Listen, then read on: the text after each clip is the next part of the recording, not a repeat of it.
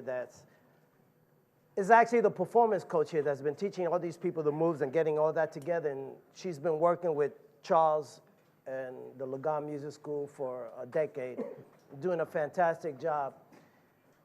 And she's Adriana Kegi here, and affectionately known as Mama Coconut. Hello. And the reason why we call her Mama Coconut is because our connection here and the connection with Charles Lagond is a bunch of years ago, we were part of an ensemble called Kid Creole and the Coconuts. And it was madness. It was madness throughout. And we are so fortunate. It just by luck, the heavens blessed us.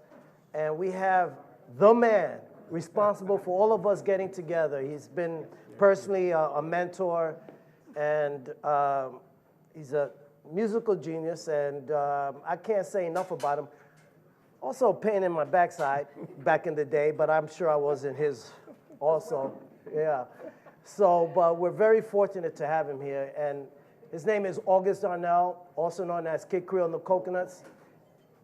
The man right there, and I gotta give it up to you, brother. Thank you. Thank you. I'm gonna punish you for that.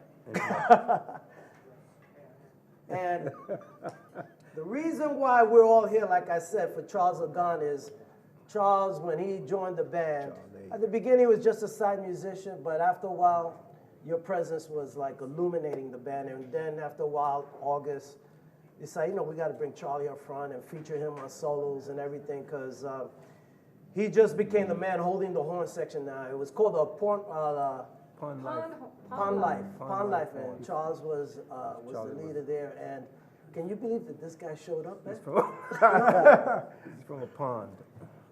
And August, man, what have you been doing? Everywhere I go, they say, whatever happened to Kid Creole and the Coconuts? And why are you sitting so far away from me? Yeah. I was sitting next to Charlie. We were just having a nice chat about life Okay. and the pursuit of happiness. Yeah. But the thing is that everywhere I go, people are always asking me, whatever happened to the band?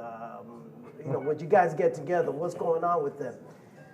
And I try to tell them what's going on with them, but since I got the man right here, what's been happening with you for the last 60 years? There's been talk of a reunion. No. Yeah.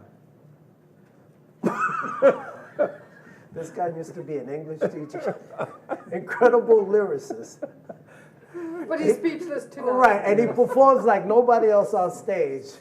But right now, he's being that thorn in the backside like I was telling you about. But seriously, August. There is talk of a reunion. Okay, but besides the reunion, Yeah. why did you bother coming here, man?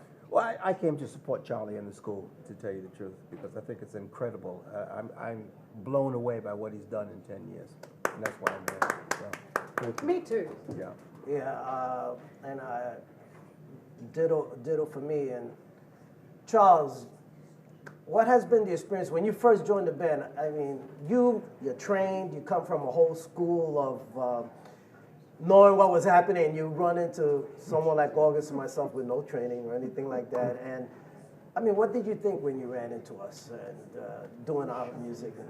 Well, we started at the recording studio up in Chapel Music, where you guys were doing productions, among other things, other than just documenting copywritten material for Chapel. And what struck me is that your music was so fresh. It had such, there were elements of many different styles into it, but nobody, I had never heard music like this. And all my trained, you know, freelance musicians, schooled and everything, all gravitated to it too. It was just so fresh, and I keep saying that word because it really was. And then as we did different projects together, and then I remember to this day, it may have been Bob Blank's studio, and you guys called me into the control room, and August looked at me and said, "Charlie, how would you like to go to Paris with us?" And I thought, wow, that's cool. I've never been to Paris. You mean Paris, France, not Paris, Texas. And he assured me, no, that was it. From that point on, it became really a world tour and a journey through life that I'll never forget. Your music what it did to me, it was not only inspirational, it was liberating. These guys from East Harlem and from the Bronx, New York, I've never met a more creative force in my life. I have a question Well, for thank you. you, Charlie. Are you teaching that liberation to your students today? I'm doing my best. And I think you can see signs of that in some of the bands. Steven Salzedo, one of our early victims of Adriana Prodigies. coming up. And, I try and teach the kids be fearless, like you guys were. If somebody told Kid Creole and the Coconuts they couldn't do something, they would just laugh and go ahead and do it in spades, man. It was an unbelievable experience being with you. It was an honor. Thank you. Thank you very much. Well, August Darnell is Kid Creole, just to clarify situations, and Adriana was our choreographer, but we all helped in everything. And Adriana did the choreography, but also costumes, whatever it took just to put it together.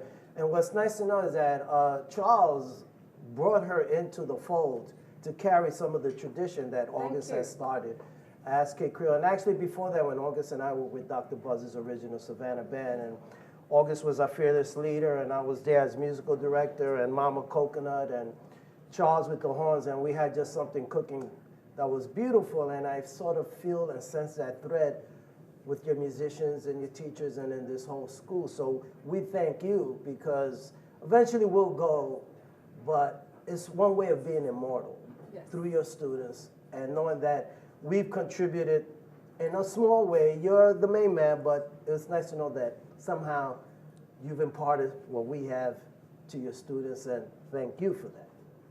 Thank you for Thank you, I'm honored. keeping it alive. Keeping the torch, yeah, the torch has definitely been passed on to the new generation.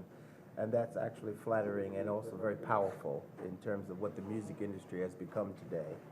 You know, it's a different game than when we were involved in the industry. And so to make a living in that industry now is much more difficult than it was before.